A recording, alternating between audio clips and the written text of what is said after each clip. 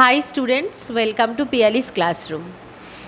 আজকের ভিডিওটাতে আলোচনা করব 2027 যারা মাধ্যমিক পরীক্ষার্থী আছো তাদের সেকেন্ড সামেটিভে জিওগ্রাফিতে কিভাবে তারা ভালো মার্কস পেতে পারবে তার খুঁটিনাটি নিয়েই আজকের ভিডিওটা।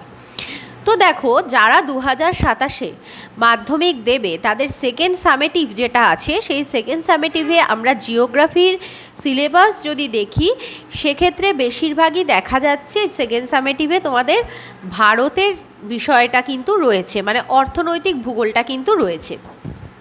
তো স্টুডেন্টদের মধ্যে অনেক সময় দেখতে পাই যে এই অর্থনৈতিকের পোর্শনটা যখন তারা পড়ে তাদের মধ্যে খুব একঘেয়েমি লাগে। অনেকেই আমাকে বলেছে যে ম্যাম, এই অর্থনৈতিকের পার্টটা থেকে আমরা কিভাবে ভালো মার্কস পেতে পারবো বা অল্প পড়ে যাতে আমরা পরীক্ষায় ভালো লিখে আসতে পারি সেটা সম্পর্কে তুমি আমাদেরকে কিছু টিপস দাও। তো আজকের ভিডিওটা প্রধানত সেই বিষয়টা নিয়েই চলে এসেছি। তো দেখো, অর্থনৈতিকের পার্টটা যেটা থাকবে, জেনারেলি আমরা কি বলি যে ভূগোল হলো এমন একটা সাবজেক্ট যেখানে যত বেশি মাত্রায় তুমি পয়েন্ট করে লিখতে পারবে, উদাহরণ দিতে পারবে এবং বিভিন্ন ডায়াগ্রাম আঁকতে পারবে, সেক্ষেত্রে কিন্তু তোমার মার্কসটা বেশি ভালো আসবে। তো এক্ষেত্রে অর্থনৈতিকের পার্টটাতে তো আলাদা করে কোনো ডায়াগ্রাম সেরকমভাবে হয় না।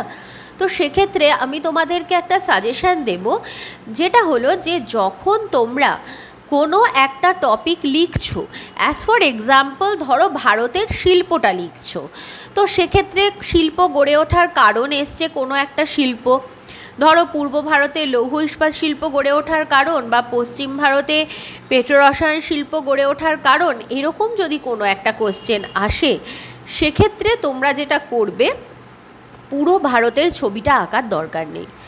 তোমার যে পোর্শানটা দরকার সেই পোর্শানের একটু মাথার দিকটা, ধরো উত্তর ভারতটা যেরকম একটু দেখতে, এটা কোনো ড্রয়িং কম্পিটিশান নয় যে তোমাকে খুব সুন্দর করে এঁকে দেখাতে হবে, একটু ওপর দিকটা এঁকে বা পূর্ব দিকটা একটু এঁকে কয়েকটা জায়গা যদি একটু ম্যাপ পয়েন্টিংটা তো তোমরা করছোই, কয়েকটা জায়গা যদি একটু পয়েন্ট করে দিতে পারো, আমার মনে হয় সেটা কিন্তু তোমাদের মার্কস স্কোরের ক্ষেত্রে অনেকটা ভালো ফলাফল দেবে।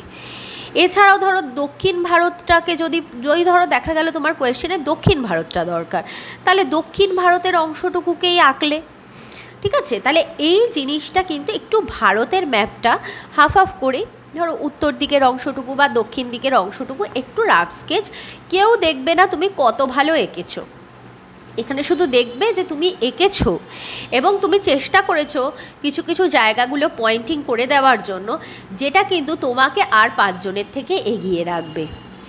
এটা গেল একটা ব্যাপার।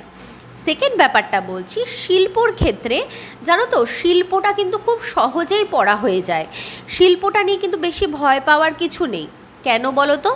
কারণ কি, দেখো শিল্পতে যখন এরকম একটা কোশ্চেন আসে যে শিল্প গড়ে ওঠার কারণ, যে কোনো একটা জায়গায় যদি শিল্প গড়ে ওঠার কারণ আসে, সেক্ষেত্রে আমরা কয়েকটা জেনারেল পয়েন্ট আমরা ঠিক করে রাখবো। যেরকম দেখো, কোনো একটা অঞ্চলে একটা শিল্প গড়ে উঠতে গেলে কি কি ধরনের আদর্শ পরিবেশ দরকার, প্রতিটা শিল্প গড়ে উঠতে গেলেই আদর্শ কিছু নিয়ন্ত্রকগুলো দরকার হয়। তার মধ্যে থেকে সবার প্রথমত বলা যায় কাঁচামাল। যেখানে যে শিল্পটা গড়ে ওঠে স্বভাবতই সেখানে বা তার পার্শ্ববর্তী এলাকাতে সেই কাঁচামালটা ভালো পাওয়া যায়, তাহলে কাঁচামালের সহজলভ্যতা, এটা একটা পয়েন্ট। এবার ধরো এসছে পূর্ব ভারতে লৌহ ইস্পাত গড়ে ওঠার কারণ, তাহলে তুমি ওইভাবেই লিখতে শুরু করলে যে পূর্ব ভারতে লৌহ ইস্পাত শিল্প গড়ে ওঠার জন্য পর্যাপ্ত মাত্রায় কাঁচামাল যথা আকরিক লোহা, ম্যাঙ্গানিজ, বক্সাইট, এগুলো পর্যাপ্ত মাত্রায় পাওয়া যায়, হয়ে গেল।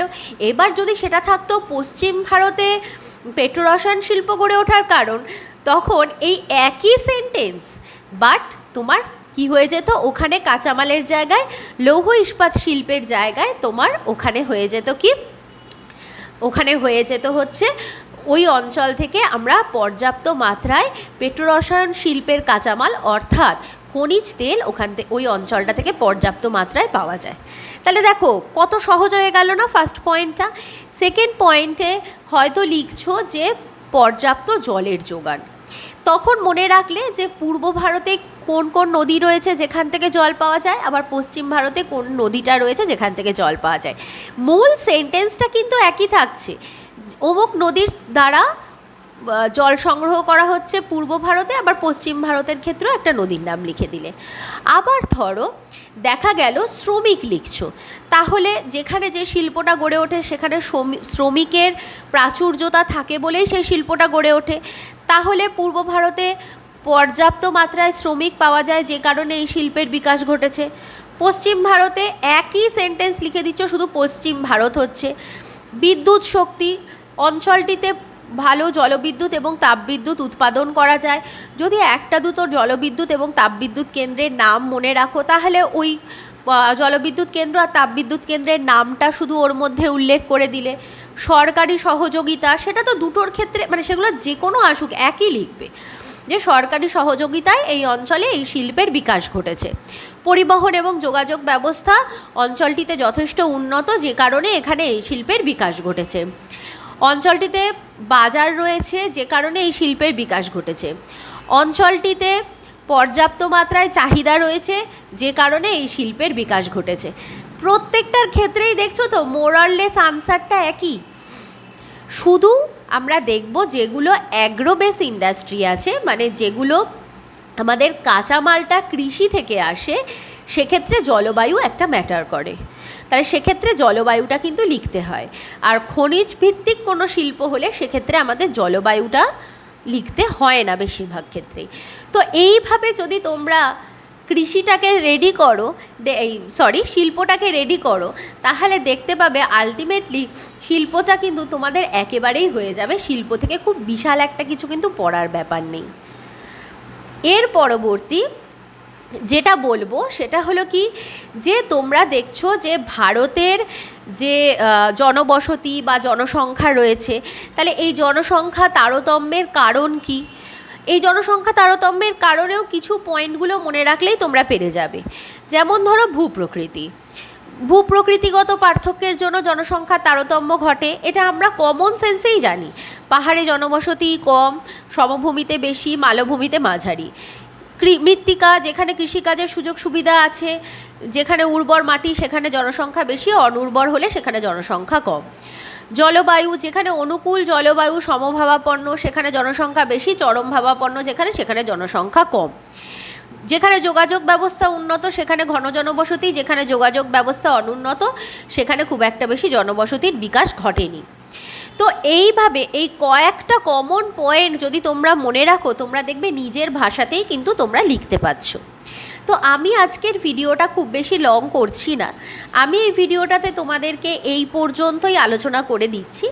যদি তোমাদের এই বিষয় আর কোনো কিছু জানার থাকে তাহলে তোমরা আমাকে কমেন্ট বক্সে জানিও, অবশ্যই আমি নতুন ভিডিওর মাধ্যমে তোমাদেরকে সেই বিষয়গুলো গাইড করে দেবো।